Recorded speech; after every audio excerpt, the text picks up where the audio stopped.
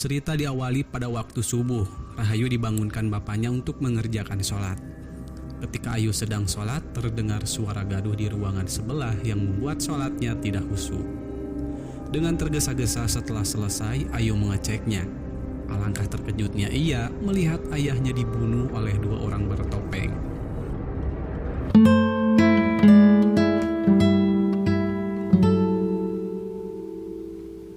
Satu tahun pun berlalu. Terlihat Ayu sedang bekerja di toko baju di salah satu pasar. Pedagang sebelah selalu julid kepada toko yang dijaga Ayu, karena dagangan Ayu selalu ramai oleh pesanan. Dirinya menyangka Ayu memakai penglaris. Saat waktu mulai sore, Ayu menutup toko dan lekas pulang. Tidak lupa ia membelikan adiknya yang bernama Aji mainan. Simbah menasehati Ayu agar jangan terlalu memanjakan adiknya itu, supaya Aji bisa belajar mandiri. Simbah juga menyarankan agar Ayu kembali ke Wonosalam. Jadi Simbah ini adalah kakak tirinya bapaknya Ayu, dan Ayu dirawat olehnya sejak Ayu kecil. Simbah ngomong begini karena ia dititipi amanah oleh almarhum untuk menjual ruko yang mereka tinggali, karena mereka tahu sejarah ayahnya di tempat ini. Dan setelah peristiwa kematiannya, prasangka buruk orang-orang semakin menjadi-jadi. Di sini Ayu tinggal bersama ibu tirinya dan juga adiknya. Malam harinya Ayu disuruh untuk mengantarkan pisang ke rumah Mbah Sarwo. Di sana tidak ada siapa-siapa. Ketika Ayu melihat sebuah benda pusaka, ia teringat dengan kejadian masa lalu yang entah sudah terjadi apa. Namun yang pasti ibunya meninggal dengan luka gigitan di lehernya, dan saat itu Ayu bersembunyi di dalam lemari sambil memegangi benda pusaka ini. Mbah Sarwo pun menghampiri Ayu. Ia memberitahukan kalau benda itu pemberian dari bapaknya Ayu untuk ia jaga. Mbah Sarwo juga mengingatkan agar berhati-hati dengan benda itu, kalau tidak Ayu bisa bernasib sama dengan ibunya. Mbah Sarwo menanyakan tentang rencana Mbah Sentot yang masih ngotot akan menjual toko peninggalan ayahnya Ayu. Sarwo sedikit memberikan wejangan agar Ayu jangan tertipu dengan penampilan seseorang. Sarwo pun memberitahukan rumah masa kecil Ayu yang sudah diwakafkan bapak Ayu menjadi musola yang ada di belakang pasar. Lalu Ayu pergi ke sana. Ada seseorang yang sedang sholat di musola itu. Kemudian datang makmum masbuk tanpa si imam sadari makmum itu bukanlah manusia. Ayu yang sedang wudhu merasa heran karena ia tahu hanya ada satu orang yang sholat, tapi orang itu mengeraskan bacaan suaranya. Tiba-tiba makmum di belakang si imam menjadi ramai. Kehusuannya mulai terganggu. Setelah selesai sholat, si imam terkejut karena tidak ada siapa-siapa di sana. Ayu pun keheranan melihat orang ini lari terbirit-birit. Ia mengeceknya ke dalam dan kemudian melaksanakan sholat. Ketika Ayu sedang sholat, ia juga mendapat gangguan yang sama.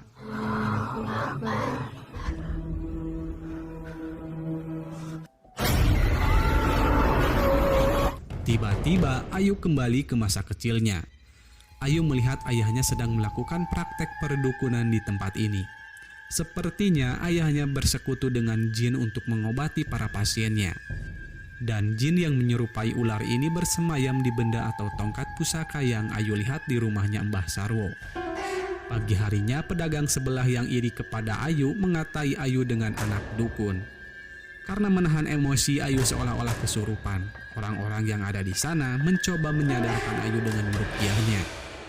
Salah seorang ibu-ibu mengatakan kalau Ayu kesurupan sama seperti keponakannya waktu kemarin setelah mampir di musola itu. Ia juga mengatakan kalau di sana banyak jin peliharaan bapaknya Ayu. Ayu yang kesal pun langsung pergi dari sana. Setibanya di rumah, Ayu ditanya oleh si ibu perihal apa yang telah terjadi. Si ibu juga mendengar kalau Ayu diganggu jin saat sholat di musola. Si ibu menyuruh Ayu untuk membaca ta'awudz dan meludah ke kiri sebanyak 3 kali. Insya Allah Ayu tidak akan diganggu lagi. Lalu Ayu pergi ke musola untuk melaksanakan sholat.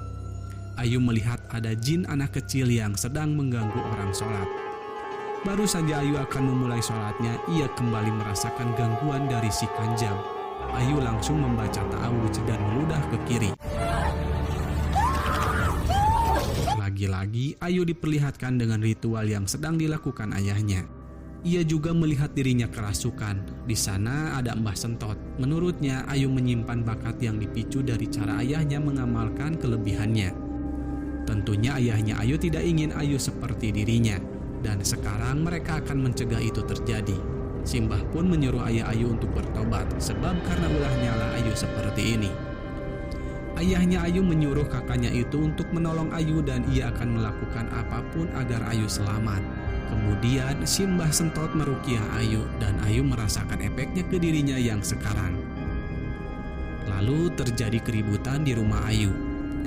Para warga dihasut oleh Ibu Riri, pedagang yang selalu mengatai Ayu. Tapi Ayu berusaha untuk bersikap tenang dan meminta maaf kepadanya. Para warga pun membubarkan diri dengan penuh amarah dan kebencian terhadap keluarga Ayu. Setelah menidurkan adiknya, Ayu dipertanyakan oleh ibunya kenapa Ayu membuat keributan. Padahal Ayu sendirilah yang ingin pindah ke sini. Ibunya meminta agar Ayu bisa bersikap baik supaya hidup mereka tenang. Ketika si ibu membahas soal kios ini, Ayu mengatakan kalau Mbah Sentot ingin menguasai harta bapaknya dan dia telah memperalat ibunya. Si ibu pun terkejut mendengar hal ini. Setelah itu Ayu pergi ke musola. Ia berpapasan dengan Suratman, seorang kuli panggul di pasar ini. Lagi dan lagi, saat Ayu sedang sholat, ia mendapat teror.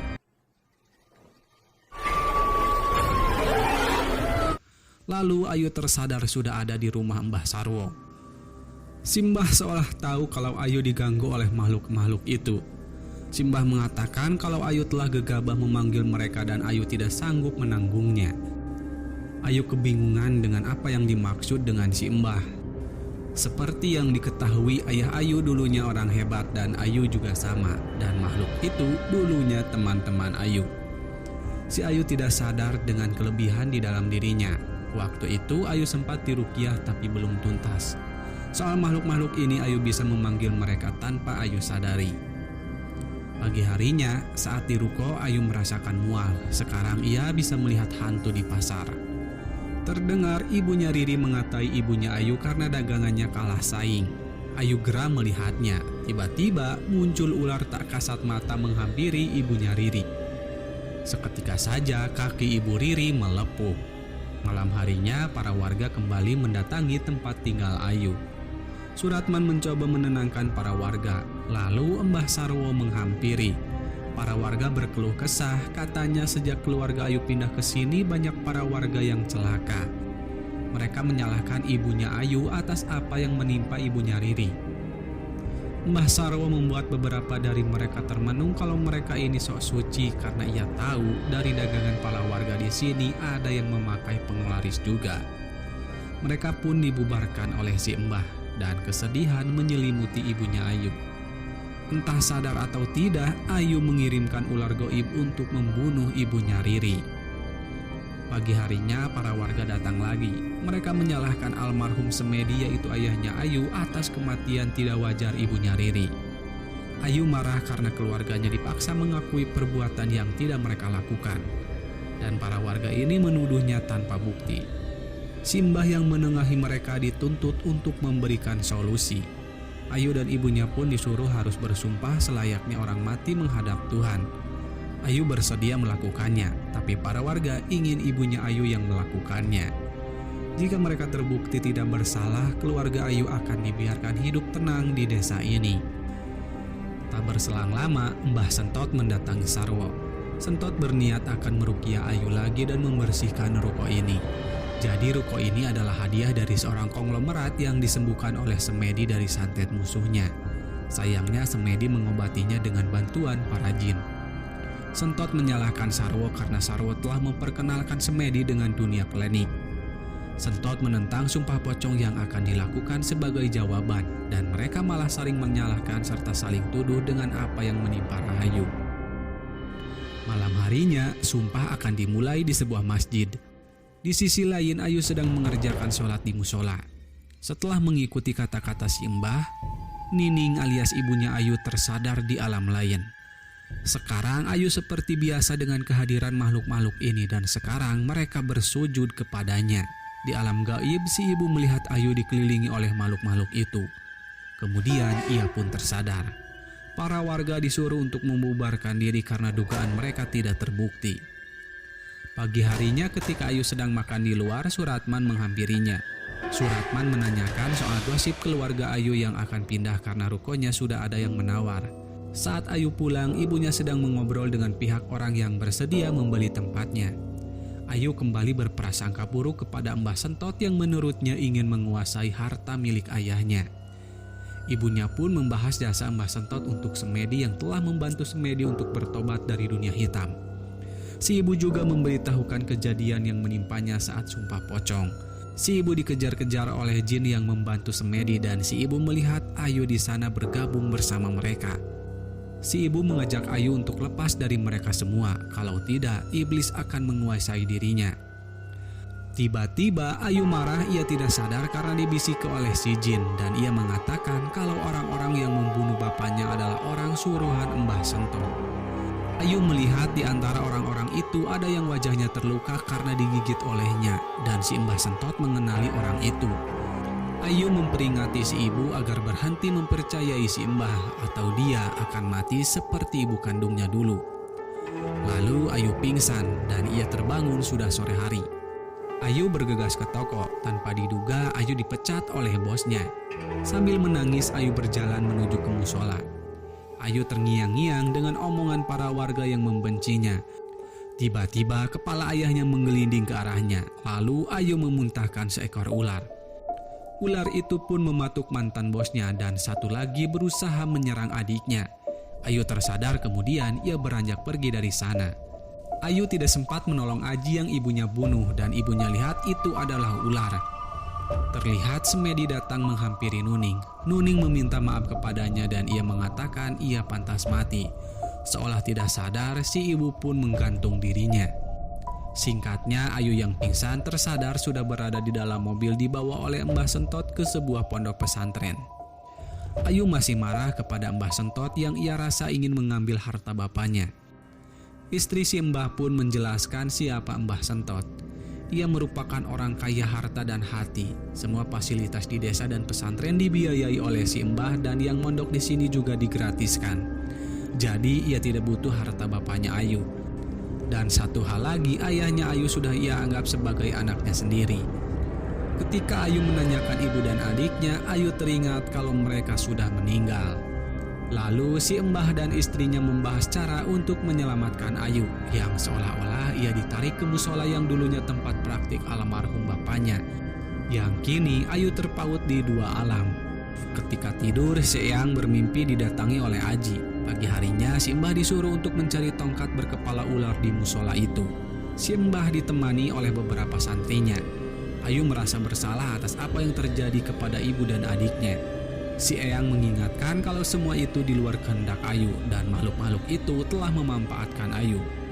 Rupanya si Eyang juga dulunya sama seperti Ayu. Alhamdulillahnya Mbah Sentot banyak membantu dan membimbing si Eyang. Menurutnya makhluk-makhluk itu betah menempel di badan Ayu karena dendam dan penyesalan yang menjadi makanan mereka. Setelah dicari-cari, si Mbah Sentot menemukan sebuah tengkorak dan foto Ayu yang dibalut kain kapan. Rupanya ini semua adalah ulah si Sarwo. Mbah Sentot menyuruh Sarwo untuk menjauhi Rahayu dan keluarganya. Malamnya ketika Ayu akan diruqyah, ia melihat ada salah satu santri yang ia sangka sebagai pembunuh bapaknya. Ayu menjadi marah. Sambil kesurupan, Ayu menanyakan hal ini kepada Mbah Sentot. Faktanya si Sarwo lah yang menyuruh orang untuk membunuh Semedi karena Sarwo merasa tersaingi oleh Semedi. Dan si Sarwo juga ingin mengambil harta Semedi serta Rahayu yang akan ia jadikan jalan menuju ke kejayaannya lagi. Malam itu orang-orang ini ditugaskan untuk membunuh Semedi dan mengambil tongkat ular di rumahnya Semedi. Jadi orang yang disuluh Sarwo merupakan anaknya Mbah Sentot dan si Mbah Sentot ini kakak tirinya Semedi. Wahid yang merupakan anak si Mbah Sentot ia dimanfaatkan oleh Sarwo dan ia tidak tahu kalau rekannya disuruh untuk membunuh Semedi.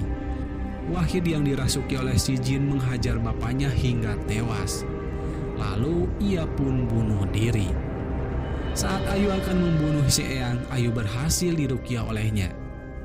Singkatnya, Ayu dan Eyang telah kehilangan keluarganya. Untuk sosok yang mendekati Ayu bukan hanya Kanjab, tapi ada sosok yang lebih gelap yang menjadikan Kanjab sebagai jembatannya untuk bisa menguasai diri Ayu. Dan sosok itulah yang ditunggangi sifat-sifat dari iblis yang ada di dalam diri manusia. Seang juga mengingatkan kelebihan yang Allah titipkan kepada Ayu. Ayu sendirilah yang memutuskannya mau dibawa kemana. Suratman yang merupakan alumni pondok pesantren ini datang ke sana dan ia turut berduka cita atas apa yang terjadi. Lalu film pun selesai. Bijaklah dalam menyikapi sebuah peristiwa. Sampai jumpa di video selanjutnya. Wassalam.